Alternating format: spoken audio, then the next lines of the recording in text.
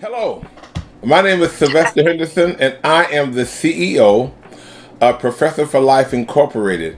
I am so honored today from the great state of Virginia to introduce Dr. ShaReese Garner. And so I want to welcome Dr. Gardner as our interviewee this morning. Welcome, Dr. Gardner. Thank you. Welcome. Dr. Gardner, can you introduce yourself to our digital media academic world and please describe your education and training? Let us know where you went to high school, for instance, college, bachelor's, master's, doctorate, and all those wonderful things. Okay. So my name is ShaReese Garner. I was originally born on Fort Monmouth-based New Jersey. I'm a Jersey girl from birth. But I also was a military brat, as you can see, by me stating that I was born on Fort Monmouth base. My father was in the Army. He retired out of the Army after doing 15 and a half years.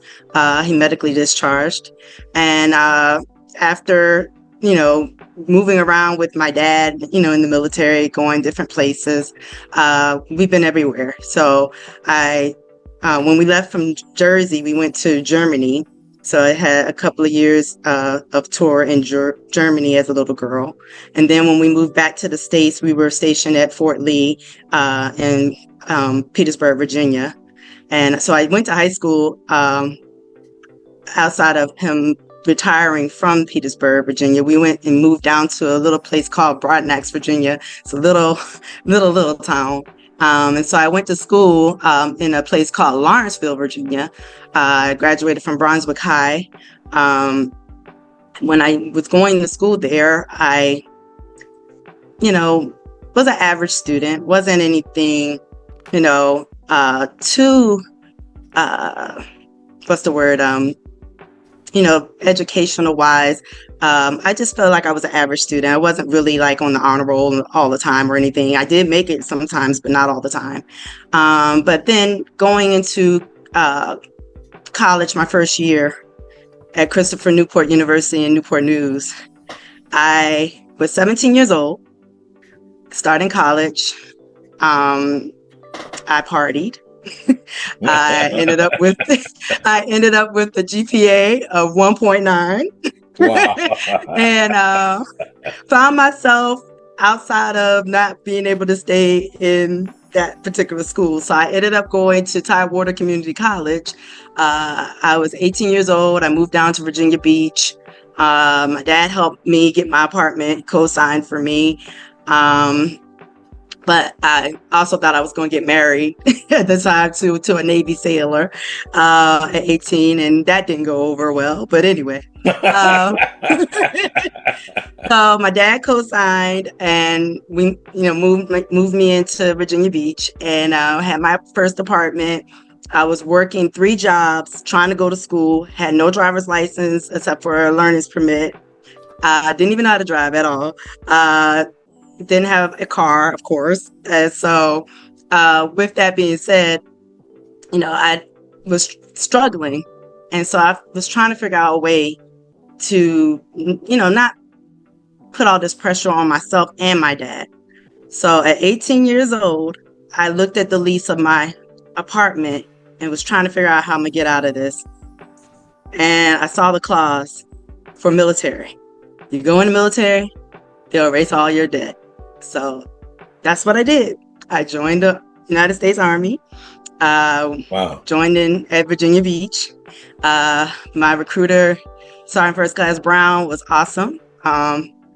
He actually was taught by my father. My father was an instructor of the supply field units. And I knew that my dad was an instructor, but I didn't know, as growing up, I didn't know exactly what his field was, but he was a logistician and he taught small arms in the Army.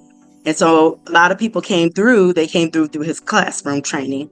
And so when I went in and I went to the MEPS, I was so tired. And I took that test, that ASVAB. Oh my God, it was horrible. And so my recruiter, he was like, ShaReese, if you get 50%, you'll be good to go. I was 4 points shy of 50%. That's how tired I was. But anyway, I ended up scoring high enough to be chosen for 92 Yankee. So I get home and I call my dad. I said, "Oh, Dad, I'm going, I got accepted to go in the military."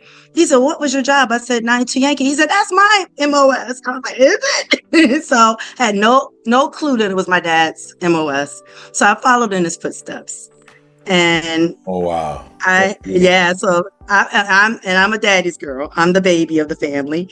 And so I went straight in, did everything. Had a lot of people that knew my father, even though I was in active duty. And I went through basic. My recruiter was awesome, like I said, because he put me in for my first clearance level. And I had no idea. I just knew after I finished my basic, my mother had called me and said, "Look, I was so scared and so nervous." I was like, "What's wrong?" She said, "There were some people pulling up. I thought you had died," and everything, because they were coming to investigate me. And so they had to calm her down and let her know, "No, she's okay. She's okay."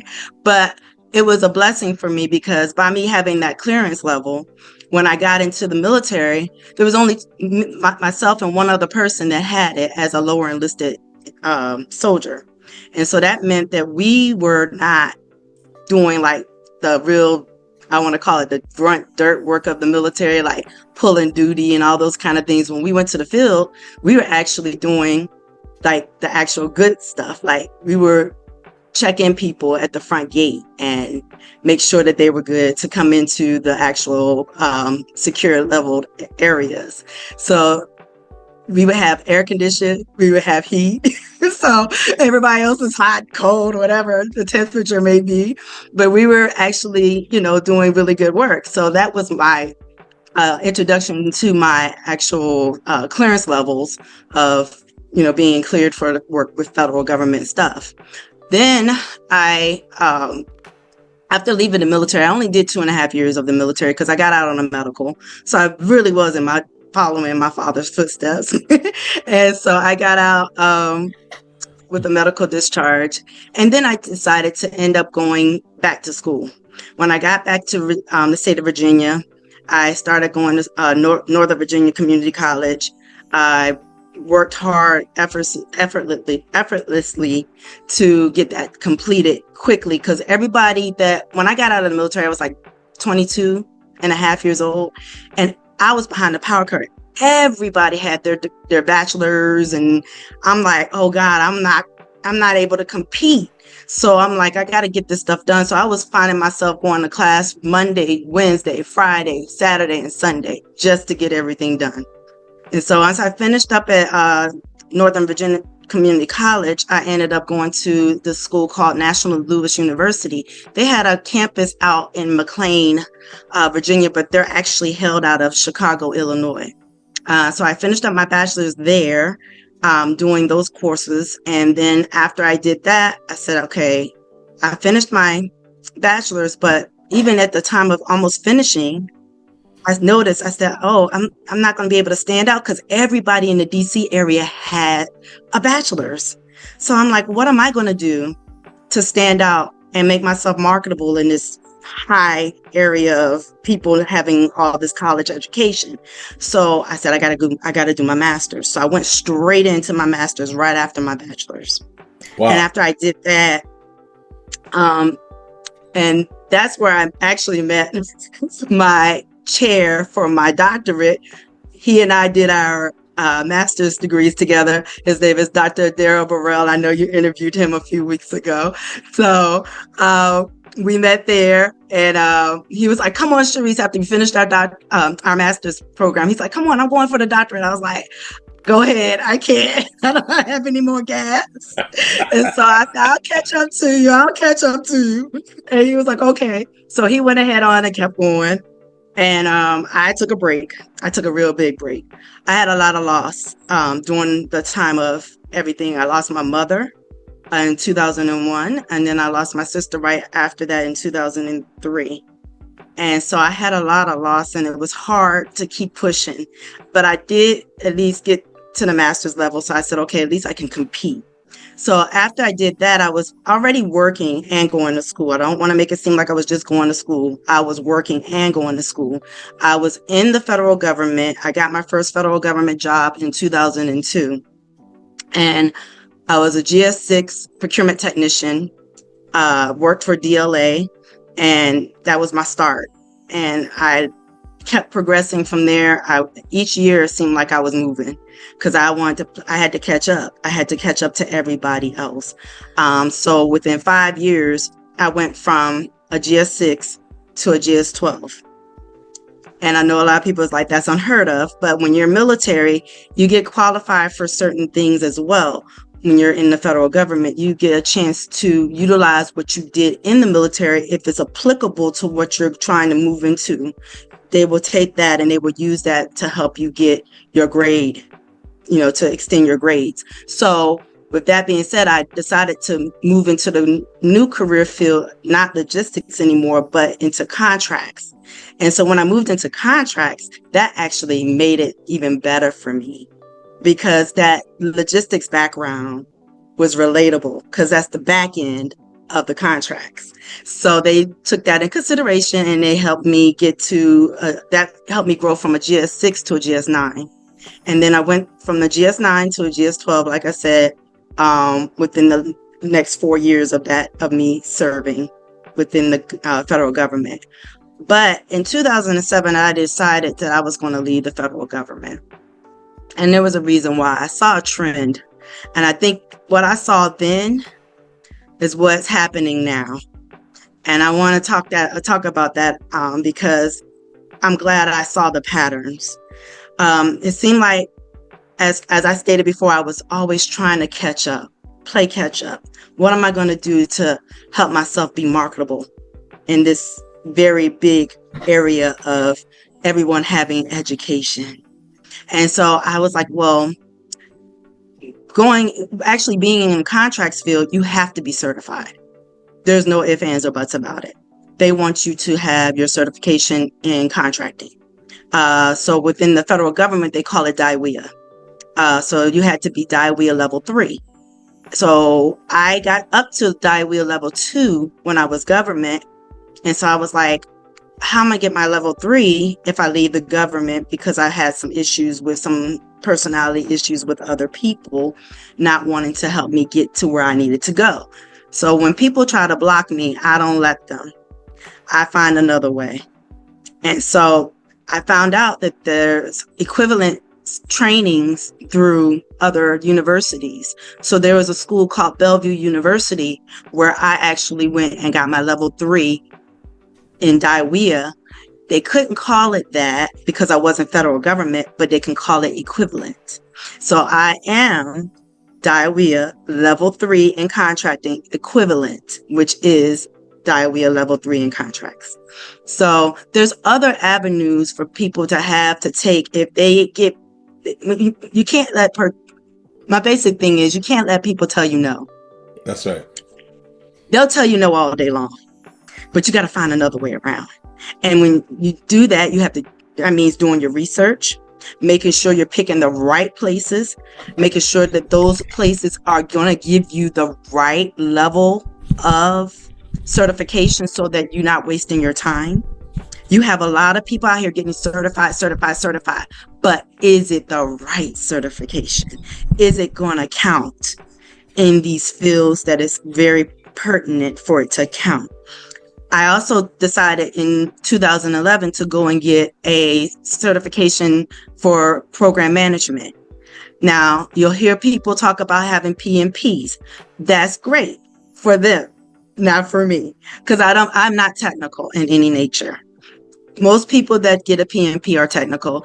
Now, I'm not going to say that you can't take the class if you're not technical, but my only problem for me was not that I wanted to be a licensed professional as a program manager, but what I wanted to do, because I was finding myself in meetings and people were talking all these different lingos and I'm like, what are they talking about? And I really truly thought they were talking about these things just to talk about it over my head and make me feel like I wasn't supposed to be at the table.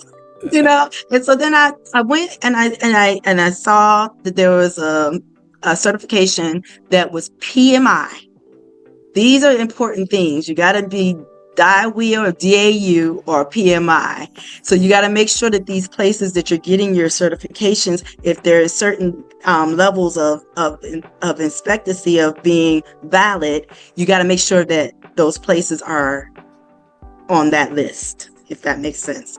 So a lot of times what you'll do is, if you can go to DAU's website, they do have an equivalency list. So you make sure that you're within those schools.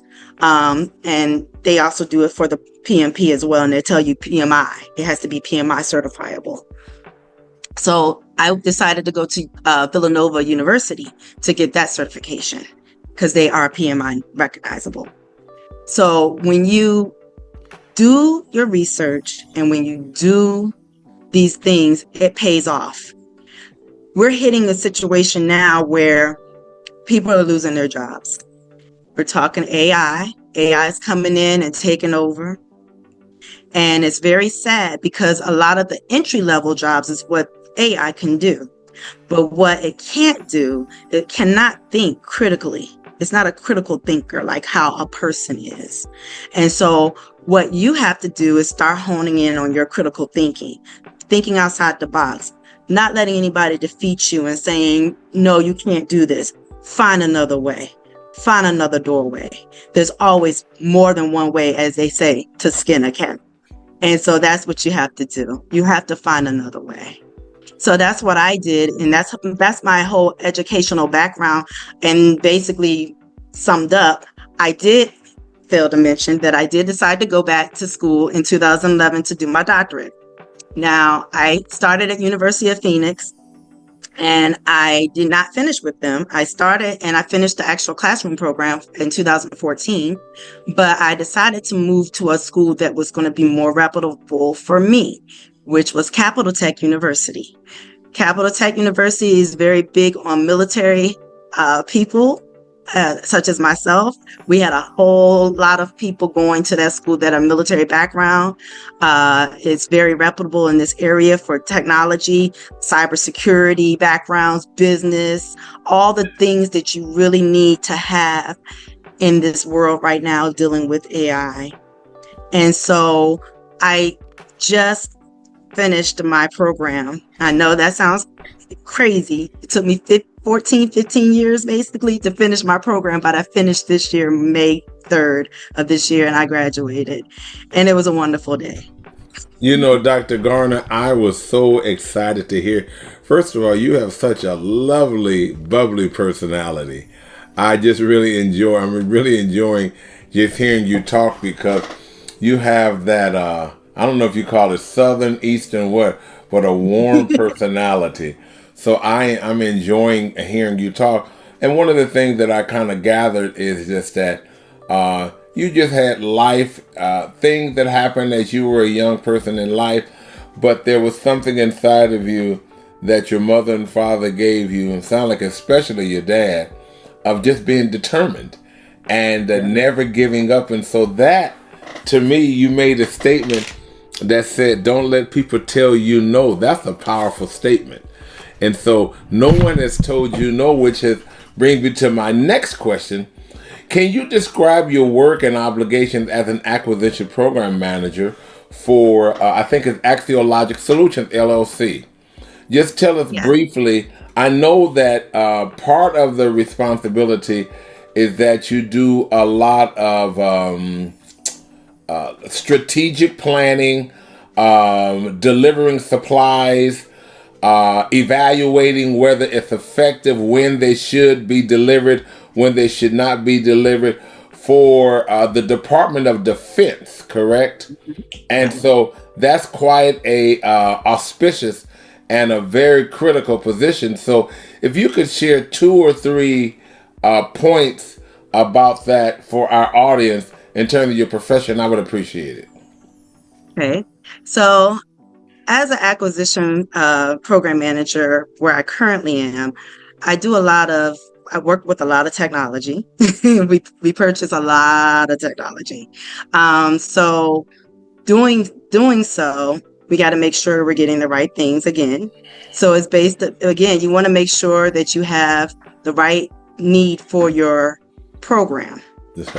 So it's very imperative to work with the program managers, the actual engineers, anybody that's doing any of those things. We need to make sure that we have the right equipment. And then the next major important thing is to get the right thing, get the best bang for your buck. So being, as you said, it's part of that strategic planning, making sure that you do your cost comparisons, make sure that you're, doing the due diligence, because again, this is federal government money. This is all of our money. All of us taxpayers. We're all taxpayers. We all contribute to what's being purchased in the federal government. So we got to make sure that we're getting the best bang for our buck.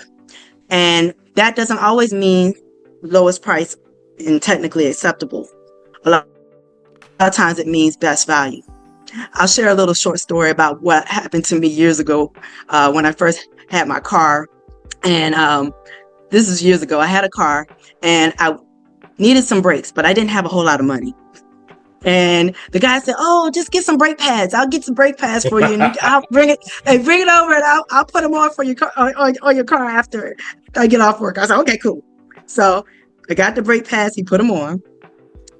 About 2 weeks later, I hear this like loud cranking noise. It's like really horrible, right? And I'm like, "Uh-oh." So then I take the car back.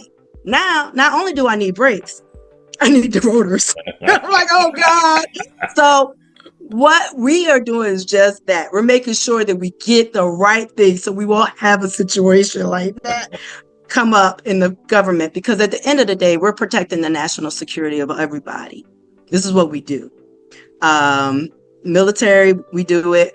You have government actual officials that do it. And then you have us contractors that are supporting them and doing it as well. Wow. And so it's important, it's imperative that we make sure that these adversaries are not trying to attack us from any kind of way. We want to make sure that we stay safe and we keep everybody else safe as well. Wow. That's really a very important position. Can you tell us, how do you foster collaboration across cross-functional teams, especially when working with contracting officers, technical experts, and policy advisors? Mm-hmm. Yeah, it's not easy. I have facilitated a lot of projects, and I have tried to sometimes, as a contractor, we're only there to advise and suggest. I cannot tell anybody what to do or how to do it. I just tell them what I would do. And it's up to them if they want to do it or not. And at the end of the day, it's their names going on it. So I don't really buck up against the system too much. I just let them know, hey, I've been one of you. I've been on all walks of life. I've been military, I've been government, I've been a contracting officer. I've been, I've been in the federal as a contractor for like 18 years now. And so I've seen some things. I've been a lot of places. I've seen some things. So this is what I see. This is what I know. And I give them I arm them with what they need to have, and then make sure that they understand why I'm saying these things. But at the end of the day, it's ultimately their decision. So, I mean, I can only do what I can. I try to be very transparent with people for what I've seen, what I haven't seen. If I, think of another way, or if I can see another way, I share it. But at the end of the day, it's their decisions. They are the government personnel. They are the ones in charge. They're the ones that have to sign. Wow. And so I respect that. What leadership qualities do you believe are essential for driving innovation and accountability in acquisition management? I believe, well, for me personally, my leadership styles are servant leadership, transformational, and even sometimes transactional. I think those things are very important, because being a servant leadership is just like how we say in the military. I can only follow you, but you have to be the one. As a leader, you have to be able to be willing to roll up your sleeves dig down in the dirt and get down dirty with me. And that's what a servant leadership is they basically get in the trenches. They're not just going to bark off orders and say, hey, do this, do that, do this, do that. Sometimes they're going to have to roll up their sleeves and get in and get dirty. And I respect those kind of leaders. And I also think that, as far as transactional, you need to be able to give people rewards and let them know that they're doing well. Sometimes, that's all it takes is a thank you, or a job well done. And don't get me wrong, those are not always, the best ways to do things, but at least start with that, and holding people accountable. You want to make sure that for me, I will say, I'll always make sure that I'm transparent. I'm not perfect. Nobody is. We all make mistakes, but I strive to do a really good job. I strive to do the best at my job. I have been told that I am 98% good at my job. So I realize you can't give me 100% because there's sometimes that I might make a mistake too. But, you want to be transparent on your jobs. And if you make a mistake, own up to it. It's okay. One of the things that I learned in contracts from my mentors, they told me, you can make a mistake. That's what they got modifications and amendments for. But as long as you stay away from the carnal sin, and the carnal sin is something that my mother taught me years ago. She always said, don't write a check your butt can't cash. So as long as you stay away from the carnal sin, you can always correct your mistakes. That's what I really feel like those are the things that you need to do and expound upon when you're a leader, and making sure that you do it as as the leader, so that your employees feel comfortable doing it as well. Well, as a competent professional, I could tell that you're very well respected, which brings me to my next question. Can you share an example of how you successfully implemented a suggested policy or reform within an acquisition program? I sure can. So I had a situation years ago happen, and I use this even when I interview. I had a situation where we had a contract that a vendor that was a set aside type of contract, or which is not, it doesn't make it easy to get rid of them. Okay. But based on the leadership, they were saying, we need to get this budget under control. We cannot afford to keeping these people on the books because they're raking us over the coals, and we just don't have the finances to keep this going. So we had a situation where I was told that we could go ahead and just cut the contract, and I was like, no, that's not the way to do that.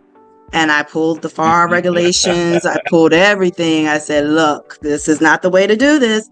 And I sent it to my PM at the time, and he was like, okay, but the contracting director said that we could do it. I was like, sir, I don't think you want to do that. And so then I I got a phone call from the actual contracting officer, the one that was going to sign it, not the director. The director was her boss. She calls me and she says, ShaReese, what do I need to do? Because at this time, my boss is telling me to go ahead and get this thing out, and I don't think this is what we're supposed to do, because I got your email and I read the FAR clauses that you highlighted, and I don't think I'm supposed to do this. So she said, what can I do? I told her, just put out a request for information, because this is one thing that a lot of people may not know. You can do a request for information. We're just seeking information. We're not promising you a contract award that you're going to get $1 million or $10 million. We're not promising you anything. We're just asking for information. So that's what she did. She put out a request for information, and next thing you know, we get all these white papers in, and I didn't want to see anybody's white paper except for the incumbent that was already in the position of doing the services for us, because I knew they were going to see this. And so they put in their white paper, and they were talking about how they had all this, they had this contract, and it was out their contract and the SBA and this and that and da da da da da. So there again, like I said, there's always things that you have to understand and critically think. This is the critically thinking part that I did. The FAR specifically stated that you cannot advertise the work. So in order to not have it advertised, it has to be done within house, saying that this work is no longer needed, under this particular avenue. From our higher headquarters, this is what they're directing us to do, because it is what they were directing us to do. So we're not lying. But at the same time, we don't have to share all these different things with the vendors, because it's it's a government in-house issue. So that's what we did. We didn't advertise it. We moved everything under our higher headquarters contracts that was already in place, and we made things happen. But and at the time, my program manager, the director of the program, he was like, "ShaReese, I'm so glad, because he said, you killed two birds with one stone. One, you saved me from getting my behind chewed out from the higher ups. And then two, we were able to continue to move forward in supporting the warfighter, which is what we get paid to do." And that's what we want to do, is we want to make sure that the warfighter is always taken care of. See, it sounds like your job is very much like many of the ones that I've held, where you're kind of middle management. Mm-hmm. And middle management, people don't realize, is the hardest place to be.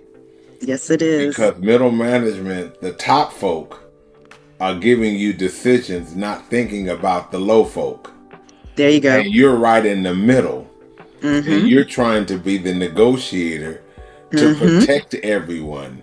The top people have one thing in mind, and the other folks feel another reality. And so how do you honor the top folk but be sensitive to the low folk? Exactly. That takes the skill. And that brings me to my next question.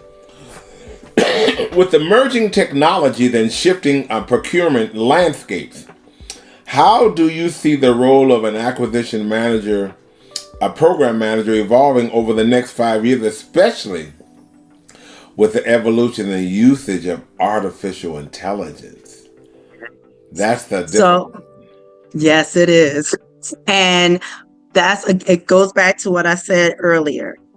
Critical thinking. As long as you become a critical thinker and you know how to critically think, you have to know the stuff at the lower. It's basically like you just said, middle managers. Middle managers know what the top expects, but they also know what it's like to be at the bottom, because they had to start at the bottom to gain to be in the middle.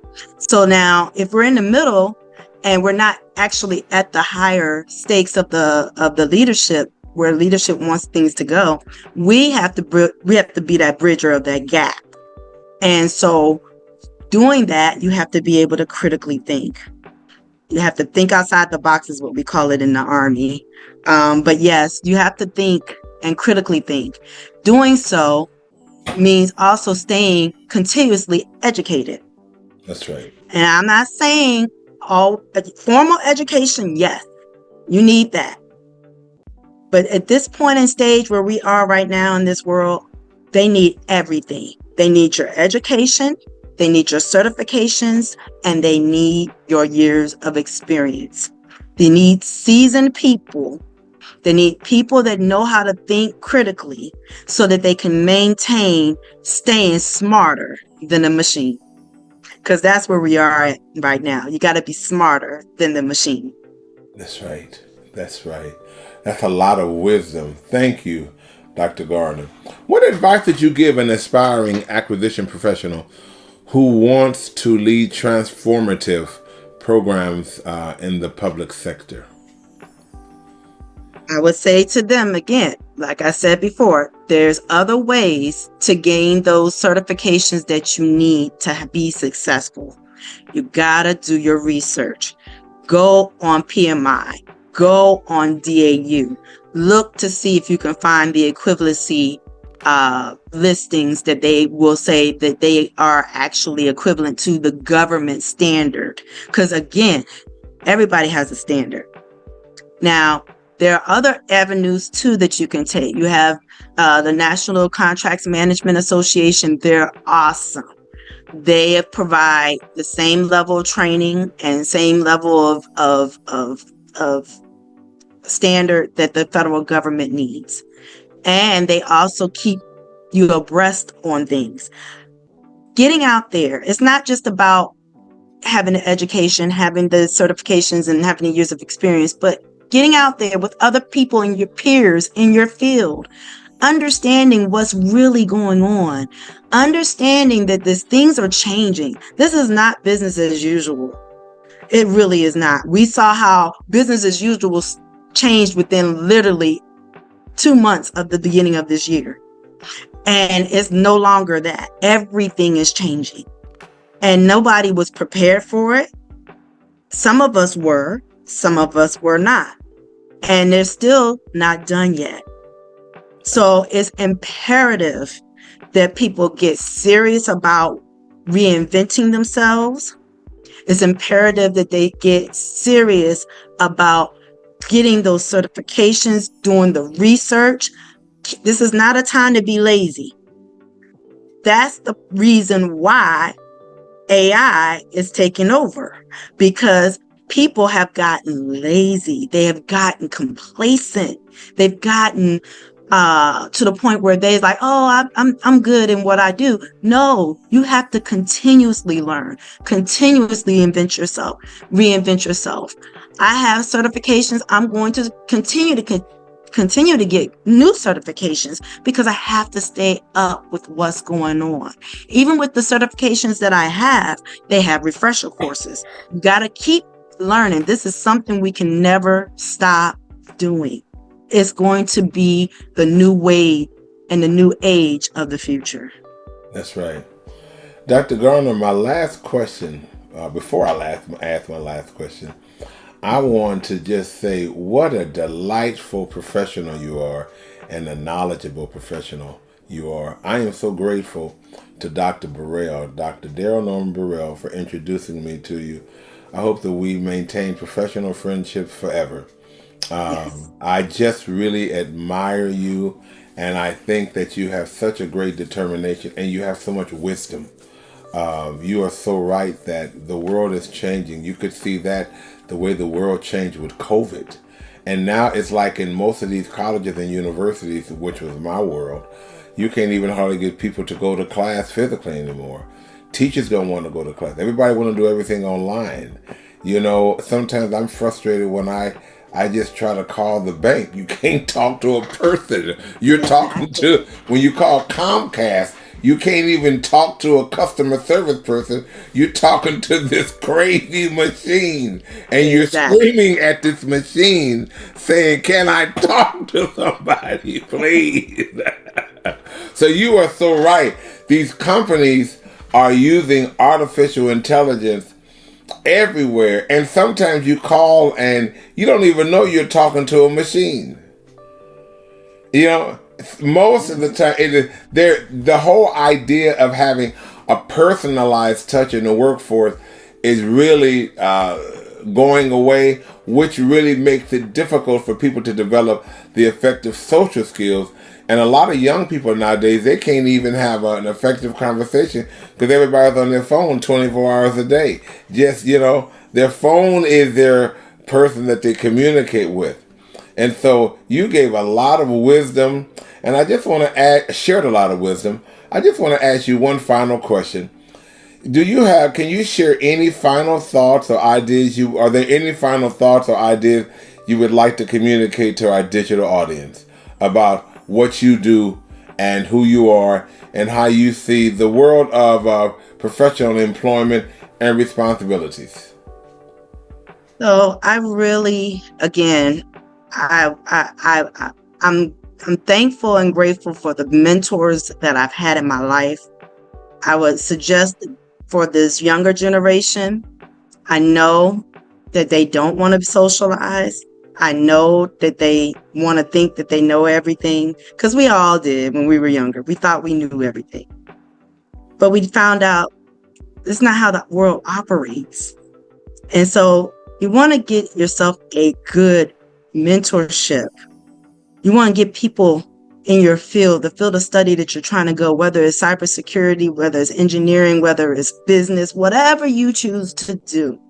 You want to get people that have gotten a lot under their belt, know how things are working out here, people that are staying abreast of all the changes that are taking place in this. And just like I said, get with organizations, get with NCMAs, get with these PMI institutes. Get with those people, be around them, listen to the conversation. You'll learn a lot.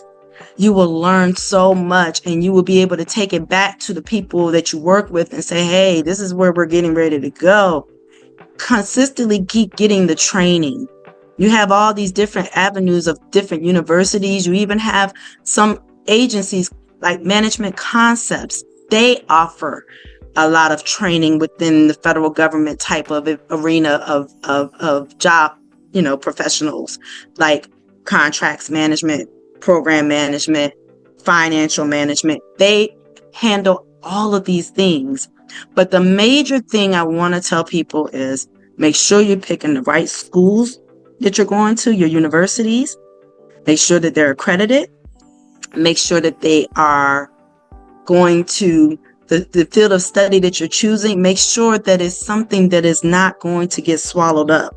There's a lot of things that's getting swallowed up right now. And it's not even just, and it's sad because I'm looking and seeing that they're letting go a lot of doctors and nurses because some of the stuff that they do may not even be needed. That's right. AI is moving very quickly out in the public sector. It's moving pretty decently in the government world of DoD, but then you have a higher level of clearance level that it's a little bit slower, but it's coming. And we're all anticipating it coming. And once it gets here, are you going to be ready to continue to still be able to work? Or are you going to get swallowed up and left behind? And that's why I say it's very important to do your research, very important to do your due diligence. Get serious about your career. Get serious about your life. This is your life. It's just like Eminem said, you only get one shot. That's right. And we have to be serious about it because it's really getting critical out here. I was looking at something that was saying that by the end of December, and I don't know if this was just America or if this was globally, but they said about 85 million people will be without a job. That's right. That's scary. That's right. It's a scary thing to think about. But then what are those 85 million people going to do? What can they do? They're saying a lot of things about trades and things that probably, that the AI will not be able to take care of or be able to do. Stuff like, I've been seeing things like, of course, your trade schools, like your plumbing, your, those types of things, HVAC, things like that. People getting certified and getting, trained into those type of areas. And I say, if that's what you have to do, look into it. If it's something that, you want to do, look into it. They need people to do those things. So that's my only advice, to just make sure you continuously do your research, reinvent yourself, and stay ready. That's right.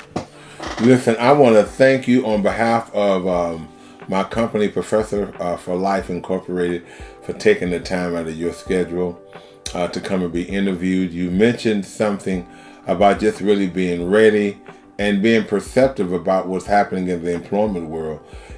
Just to say this quickly, they have robots operating on people now in surgery rooms. Yes, sir. Where the doctors can't get to small, finite places within your body. They actually have actual robots in there operating on you now. And it's kind of scary. One of the things that I heard someone say that you can do is you can start getting training to understand how to build robots. because because the point is that the robots are machines. They're gonna break down. Yeah. And so if they break down, someone has to create them. But you know what? You please share a wonderful thank you to Dr. Daryl Norman Burrell. Share a Yes, you wonderful will. hug to your lovely family, your significant other, and know that Professor Henderson just cares for you dearly. I love you dearly. I'm going to have to make a trip back down to Virginia. My brother is in Yes. Lancaster, Pennsylvania. And I looked Okay. on line last night and said that's not too far that's not too far from Virginia. So I said one of these days I'm gonna have to make a trip down there and take all of you out to dinner. You know, Sounds hopefully good. it's not an AI who cooked a meal. Hopefully not. But anyway, God bless you. And once again, on behalf of my company, thank you so much for your time and your consideration. God bless you and be blessed. Thank you so much. I appreciate it. Bye bye Thank you now. for the opportunity. You're welcome. Bye bye now. Bye bye.